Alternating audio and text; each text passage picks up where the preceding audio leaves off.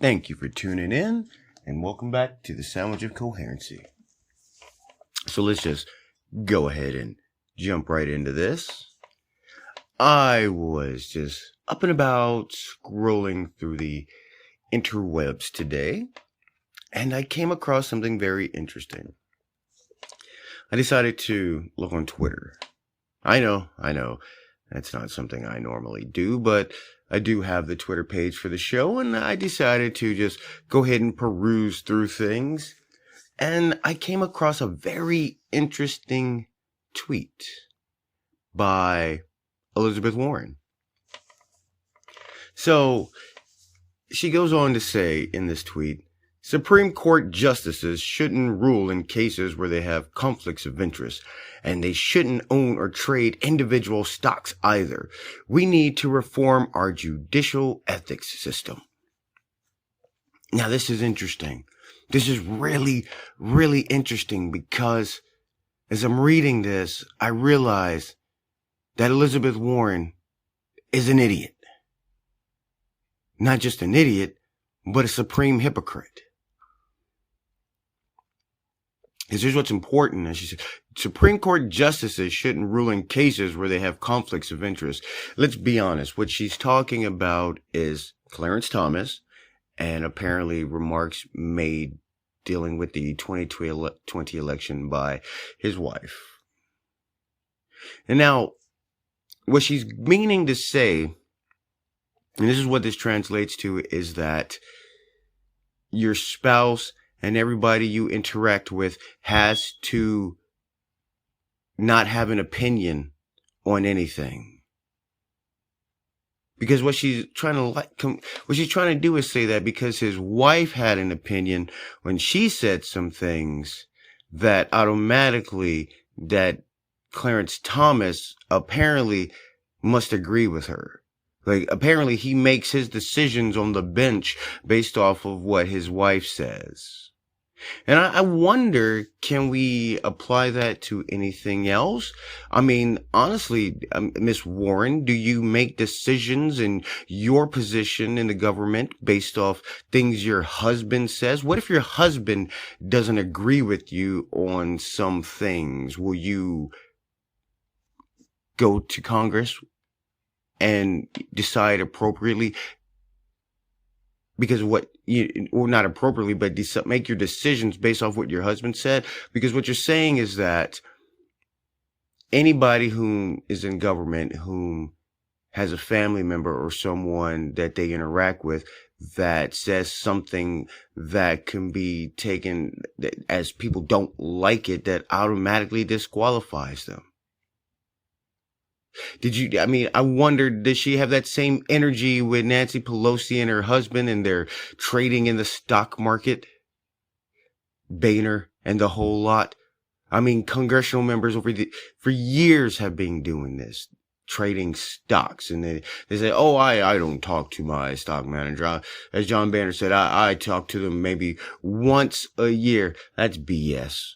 That is absolutely BS. This idea that you don't look into what's happening with your money, I mean, come on. There's ways around it that they use for sure. But, I mean, let's be honest. The American people aren't stupid. But it got me thinking. It really got me thinking. And I remember there was a bill when Congress got in trouble for insider trading. Like, a ton of members got busted for insider trading. Nobody went to jail. But there was a bill that was attempted to be passed to make law that would force congressional members to disclose their portfolios, if necessary, to prevent them from insider trading. Well, that got shot down. That didn't pass. And I wonder why Congress refused to pass a law that would force themselves to expose their illegal stock trading. That illegal stock trading that has major implications on American citizens. I mean, let's be we have to be honest. The trades and the business dealings of congressional members that they do in private have major consequences on the hundreds of millions of American citizens. And if you think that that's far-fetched, I mean, let's look at the financial crises through the 80s. Let's look at the financial crises that kind of emerged during the 90s, the 2000s, the 2008. You know, the situation we're having now. You don't think they're trading on this? You don't think they're making decisions for the American people based off the monetary value of information that they've received? To believe that, you'd have to be living under a rock. But, you know, I mean, again, thinking about all this and looking at it all, this really got me thinking about it. And I had to find it because I know that there was an expose that was done on it. And of course, it just happened to be 60 Minutes, which, you know, growing up, my grandmother used to watch 60 Minutes. And as a kid, it didn't seem interesting at all. I'm not going to sit here and say it didn't really seem all that interesting, or, you know, I just really could. No, it was boring as hell. As a child, watching 60 Minutes is not entertaining for you. And I guess, you know, again, I didn't have the mindset. I didn't understand what it was that they were talking about, that I was looking at. You know, I've gone back and looked at episodes of 60 Minutes from once I was a child, and they were actually very interesting, but I was just too young to realize what was going on. But now that I'm older, I realize, 60 Minutes is not that bad. It's not just for senior citizens and retirees. So, because that's usually how it was played off to people. Young people don't watch it because only senior citizens.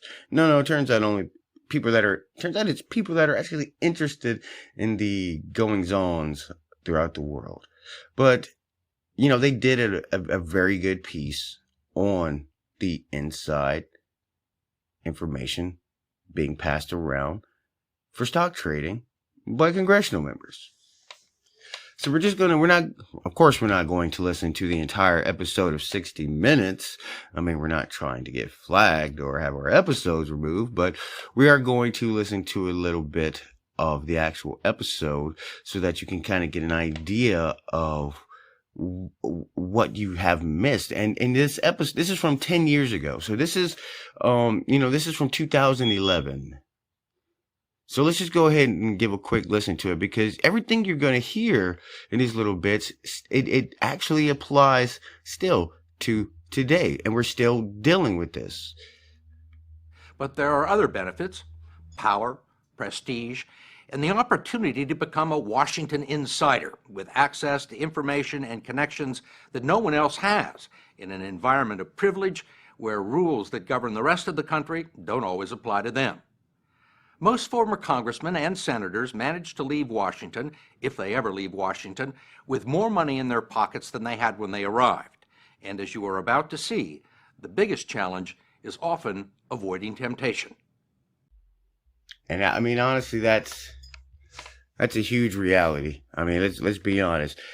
I mean, be real with you. Look, if you were to check the books, you're going to find out that all these new freshman, junior senators we have, you know, young people like Ilhan Omar and the rest, by the time they finally decide to leave and retire from politics, they'll be multi-millionaires.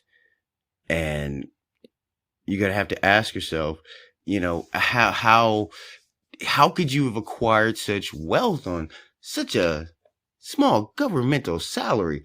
Mind you, it's not small. It's a very big salary, but still, it doesn't equate to, none of them, their salaries equate to the millions upon millions that they left Washington with. So there had to be trading going on. They had to be making investments, and it's a huge conflict of interest. An absolute huge conflict of interest.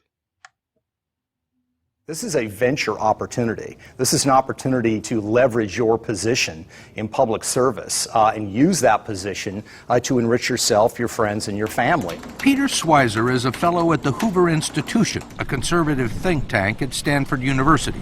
A year ago, he began working on a book about soft corruption in Washington with a team of 8 student researchers who reviewed financial disclosure records.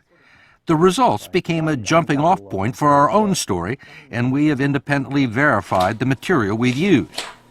Schweizer says he wanted to know why some congressmen and senators managed to accumulate significant wealth beyond their salaries and proved particularly adept at buying and selling stocks. There are all sorts of forms of honest grafts that congressmen engage in that allow them to become very, very wealthy. So it's not illegal, but I think it's highly unethical. I think it's highly offensive and wrong. What do you mean honest graft? For example, insider trading on the stock market. If you are a member of Congress, those laws are deemed not to apply.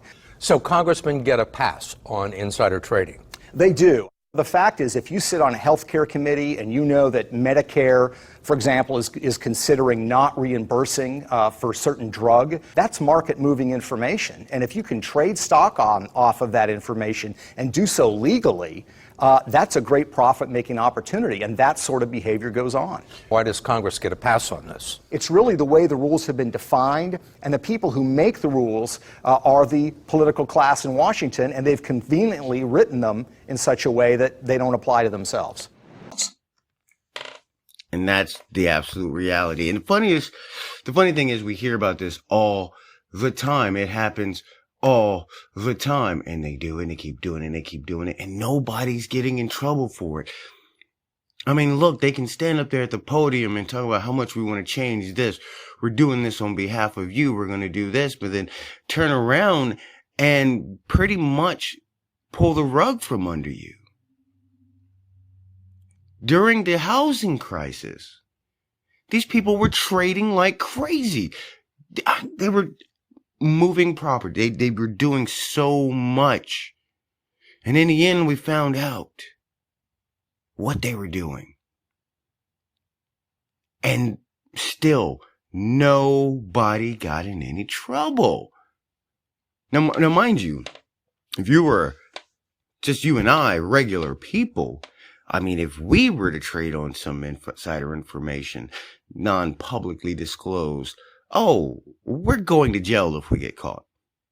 Absolutely going to jail if we get caught. During the time whilst they were trying to get the Stock Act passed and, you know, this information about congressional members insider trading was coming out, there were actual citizens that were going to jail, being tried. So the FBI is arresting these people. You've got these congressional members that are doing the same exact thing, but it's okay for them, you know. That's when the idea of lead by example goes out the window. Oh, I was only doing it because, I mean, Nancy Pelosi and John Boehner were doing it. Yeah, what they were doing was illegal. Well, why aren't they going to jail?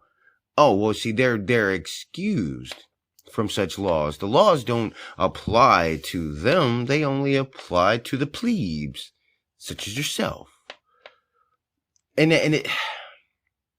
I think that because of this, you know, there are many people, as far as I'm concerned, that are in prison and serving time for insider trading that really did nothing more than what government officials do. You know, you have lobbyists. That's what they do. They share this non-public information with you. Hey man, give us a little bit of this. You pass this for us. You know, and you know, actually I want to make sure that people know this. Most of the bills, especially things dealing with taxes, credit card companies, all these bills that they try and pass, these laws that seem to benefit corporate America, they're not written by your congressional members. They're actually written by the lawyers for the major businesses, and they're presented to your congressional member that then presents it to the floor. So the reality is that for the longest time, we haven't really had many bills that were actually written by the actual representatives in government. There are some, yes, I'm not trying to say all of them, but a lot of them are actually written by private corporate entities. But let's continue. We know that during the healthcare debate, people were trading healthcare stocks. We know that during the financial crisis of 2008, they were getting out of the market before the rest of America really knew what was going on.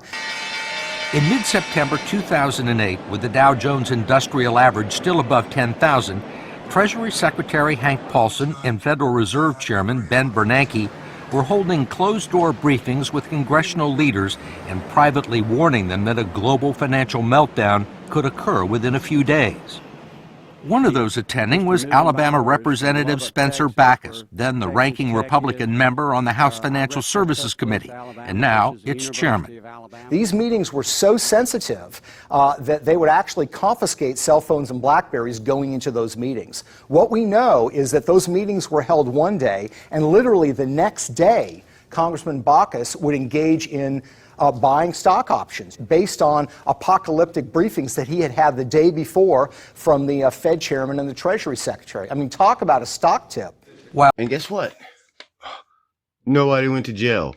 So, and this, this comes right back to, what I was saying about that tweet by Senator Elizabeth Warren. Supreme Court justices shouldn't rule in cases where they have a conflict of interest.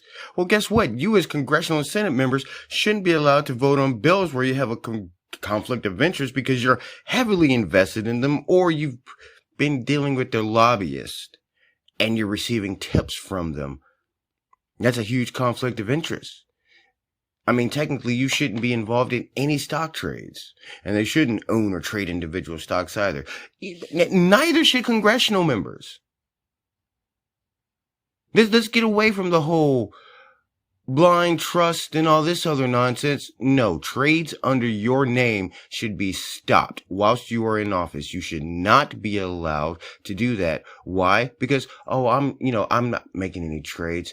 I'm just passing the information off to the people running the trust in my name. That's still a huge, massive conflict of interest because you're still manipulating the markets to benefit you. And at the same time, you are absolutely taking a crap on the constituents that voted you in power to make sure that these kind of things do not happen, which makes you a liar and a hypocrite. And any one of them that wants to come out and say these kind of things, mind you, you might want to go ahead and look and see how many back dealings they're doing, because I'm pretty sure they're liars and hypocrites too. This is not just Democrats. This also includes Republicans. Republicans love money. There's no doubt about that. So, I mean, I'll be honest with you. Yeah, we should even more so look also into Republicans. Many of them. Why? Because they're human and they're in the same positions. And like I said, I'm pretty sure that many of them are doing the same exact thing. So let's listen to this last bit. If you were a senator, Steve, and I gave you $10,000 cash, one or both of us is probably going to go to jail.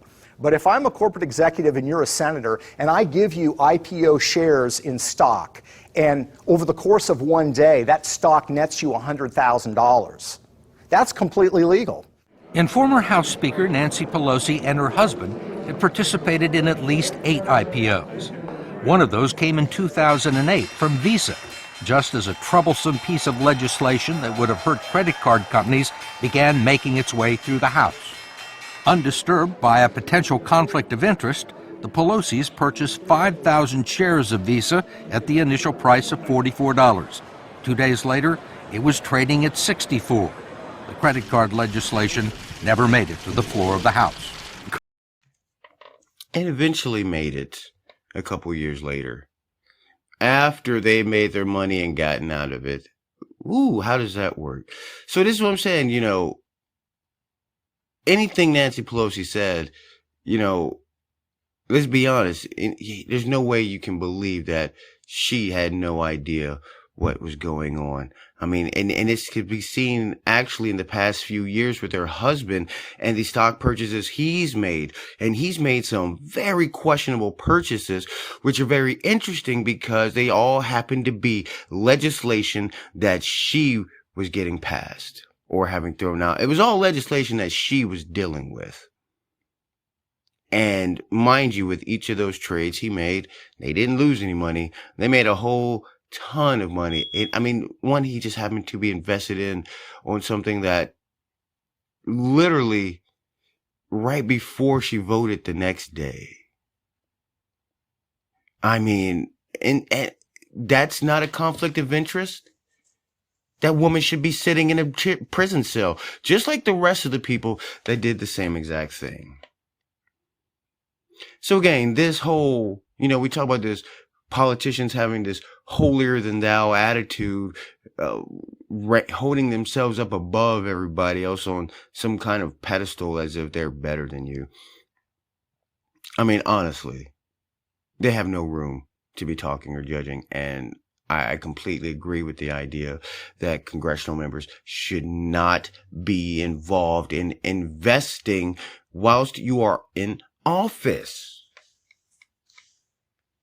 And I think that once you leave office, there needs to be some kind of some kind of clause that you cannot be trading like that for at least 2 years after leaving office. Because you have the ability to set up legislation before you leave office that will benefit you for years to come. No. That should be completely thrown out the window. And I'm hoping that we'll get one senator, one Congress member, somebody will put something forth that will make this a reality. Yes, I know we have the Stock Act that passed in 2012, which is the, I believe it stands for, hold on, let's just look it up. The Stop Trading on Congressional Knowledge Act of 2012. Well, guess what? They're still doing it. Still.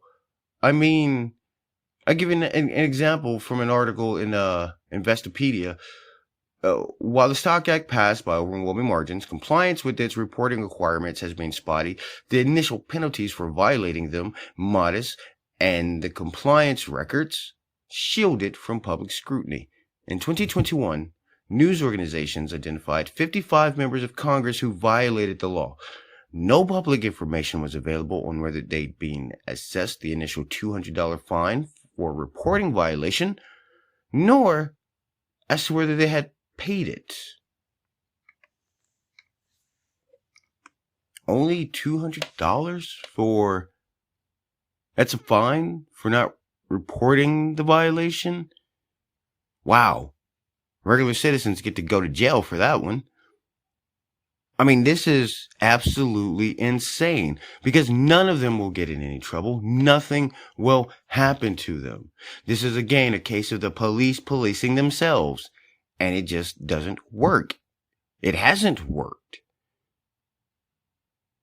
And some major changes need to be made. And again, like I said, I really hope that we can get a congressional member in there that will actually put forth something to actually make changes that will benefit the United States of American citizens, and not just keep putting money in the pockets of those that they chose to represent them in the halls of Congress.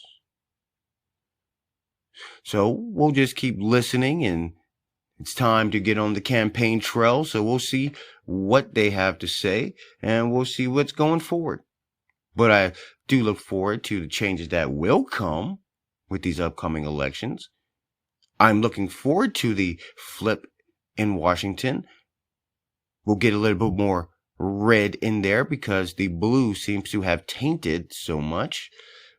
Like I said before, we need to have a balance. And we need to get politicians to understand that this is not about you. This is about trying to make the nation better for the hundreds of millions of Americans. Not just your pockets. It's not about what you can do for yourself so that you can be set up when you get out of office. No, the whole point is to make it so that all Americans can be successful. And the problem is that too many leaders have forgotten that. But we got a chance in November to help them remember the positions that they hold. But I thank you for tuning in, and we'll catch you next time.